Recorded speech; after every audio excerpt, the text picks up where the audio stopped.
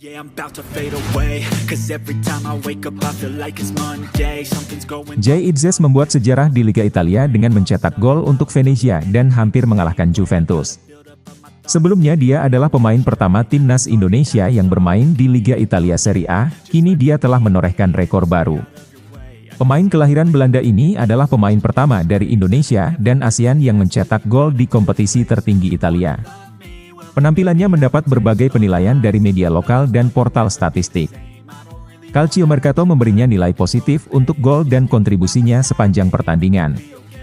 Gol ini sangat penting dan akan dikenang selamanya, tulis Calciomercato tentang pemain Asia Tenggara yang mencetak sejarah ini. Itzes dianggap berjasa membawa Venezia unggul, tapi juga bersalah atas gol pertama Juventus.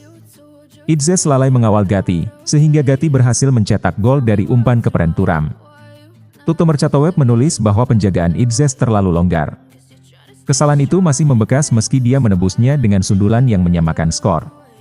Sementara itu SofaScore memberinya nilai cukup bagus 7,3 yang merupakan nilai terbaik kedua di tim setelah Ellertson yang mendapatkan 7,4. Selain mencetak gol, Itzes mencatatkan 4 sapuan, 2 tackle, 1 intercept dan akurasi operan yang sangat baik. Sebanyak 95% umpannya berhasil menemui rekan setim. Beberapa kali dia membuat Vlahovic mati kutu, termasuk saat berhasil mengeblok tembakan pemain Serbia itu saat membidik gawang. Gol ke gawang Juventus pekan ini menjadi gol kelimanya sejak bergabung dengan Venezia dalam 45 penampilan di berbagai kompetisi. Itzes terus menunjukkan performa impresifnya di lapangan. Prestasinya ini menjadi kebanggaan tersendiri bagi Indonesia dan ASEAN.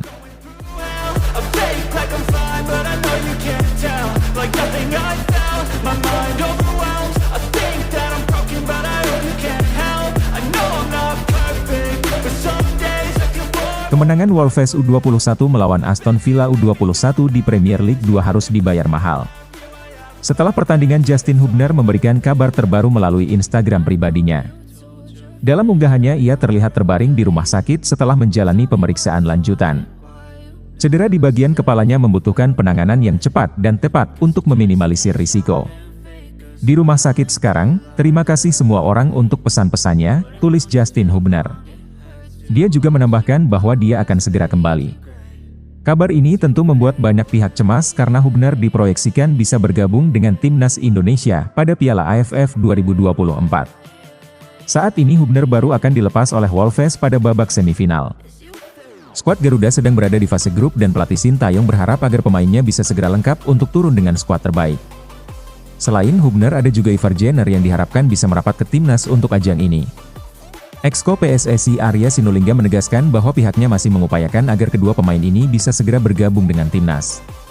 Turnamen yang tidak masuk agenda FIFA membuat pihak klub cukup sulit untuk melepas pemainnya ke timnas. Meski begitu, PSSI tetap berusaha semaksimal mungkin untuk memastikan kehadiran mereka. Meskipun turnamen ini tidak masuk kalender FIFA, PSSI tetap berharap agar kedua pemain bisa bergabung tepat waktu. Arya optimis dengan upaya yang dilakukan oleh PSSI untuk mendatangkan pemain-pemain kunci ini. Pada akhirnya keputusan berada di tangan pihak klub dan pemain itu sendiri.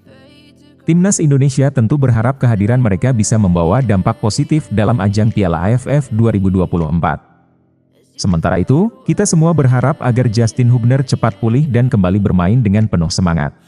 About to fade away, 'cause every time I wake up I feel like it's Monday, something's going wrong with all the chemicals up in my brain, all of a sudden I don't look at anything the same way, gotta build up of my thoughts sitting in. Pelatih timnas Indonesia Sintayong membahas soal kualifikasi Piala Dunia 2026 menjelang laga melawan Vietnam. Menurutnya performa buruk timnya dipengaruhi oleh jadwal dan format Piala AFF 2024. Pelatih asal Korea Selatan itu merasa babak penyisihan grup sebaiknya diselenggarakan di satu tempat, seperti dulu. Sintayong menambahkan bahwa penyisihan grup lebih baik diadakan di satu lokasi tetap. Menurutnya, semifinal bisa berlangsung dalam 2 leg dan itu tidak masalah. Ia merasa bahwa terus bergerak dari satu tempat ke tempat lain sangat tidak masuk akal. Fokus utamanya saat ini adalah tampil di putaran ketiga kualifikasi Piala Dunia 2026 zona Asia. Sintayong berharap para supporter tetap mendukung meski timnas tampil kurang maksimal di Piala AFF 2024. Pelatih juga berbagi bahwa setiap pertandingan adalah kesempatan untuk belajar. Ia meminta pemain untuk tetap fokus dan memberikan yang terbaik di lapangan. Menurutnya setiap langkah ke depan adalah bagian dari proses besar. Sintayong juga mengingatkan bahwa sepak bola adalah tentang kerja keras dan kerja sama. Ia yakin dengan kerja keras, timnas bisa mencapai hasil yang diinginkan. Terakhir Sintayong berpesan agar semua pemain tetap menjaga kebugaran. Ia mengingatkan pentingnya pola makan dan latihan yang teratur. Ia merasa optimis bahwa dengan persiapan yang baik, timnas Indonesia bisa tampil gemilang di kualifikasi nanti.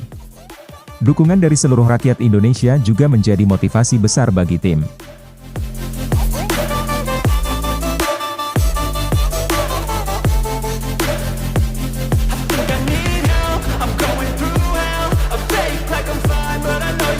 Irak dan Jepang memberikan pendapat jujur mereka tentang sikap supporter timnas Indonesia kepada Bahrain. Sebelumnya Federasi Sepak Bola Bahrain membuat heboh dengan meminta FIFA dan AFC memindahkan pertandingan melawan Indonesia ke lokasi netral. DEFA menjelaskan bahwa mereka merasa terancam jika pertandingan tetap dilaksanakan di Jakarta sesuai jadwal yang telah ditentukan. Meski PSSI sudah menjamin keselamatan para pemain Bahrain di Indonesia nanti, mereka tampaknya masih ketakutan dan tidak percaya. Media dari Irak hingga Jepang menyatakan keheranan mereka atas permintaan Bahrain yang tidak mau bermain di kandang timnas Indonesia. Menurut akun media Irak, Indonesia adalah negara indah dengan penduduk yang ramah. Irak pernah merasakan sambutan hangat dari penggemar sepak bola Indonesia. Pada Juni 2024 timnas Irak mengunjungi Indonesia untuk pertandingan matchday kelima grup F babak kedua kualifikasi Piala Dunia 2026 zona Asia.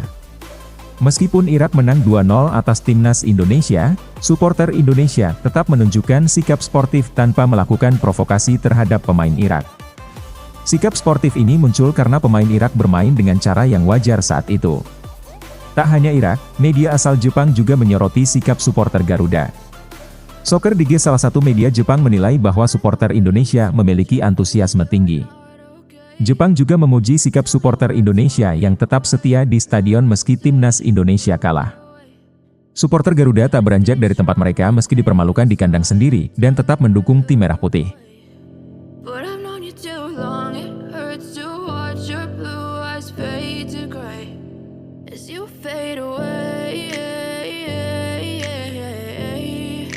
Bek timnas Indonesia Kevin Dix siap menyambut laga krusial.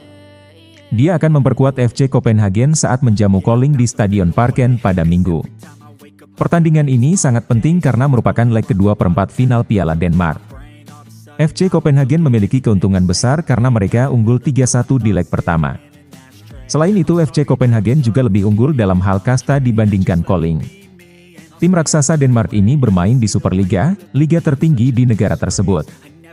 Sementara Kolding bermain di Divisi 1 Liga level kedua. Mereka hanya menempati posisi papan tengah klasemen sementara. Kevin Dix bergabung dengan FC Copenhagen sejak musim panas 2021. Pemain keturunan Indonesia Belanda itu cukup produktif meraih gelar juara sejak bergabung dengan klub tersebut.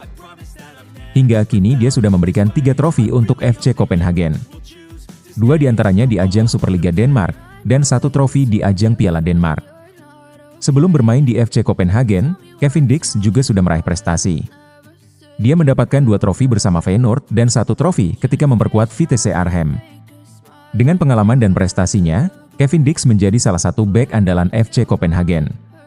Pertandingan melawan Kolding ini menjadi kesempatan bagus bagi Kevin Dix dan kolega untuk melanjutkan dominasi mereka.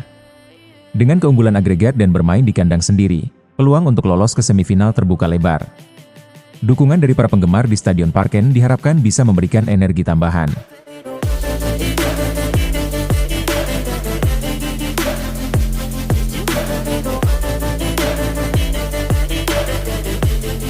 Ketua Umum PSSI Erick Thohir bersikap realistis menjelang laga penting antara Timnas Indonesia dan Timnas Vietnam.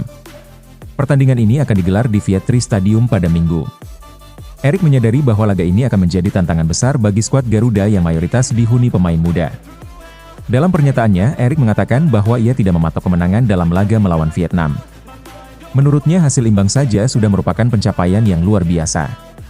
Apalagi timnas Indonesia harus bermain tanpa Marcelino Ferdinand yang absen karena kartu merah saat melawan Laos.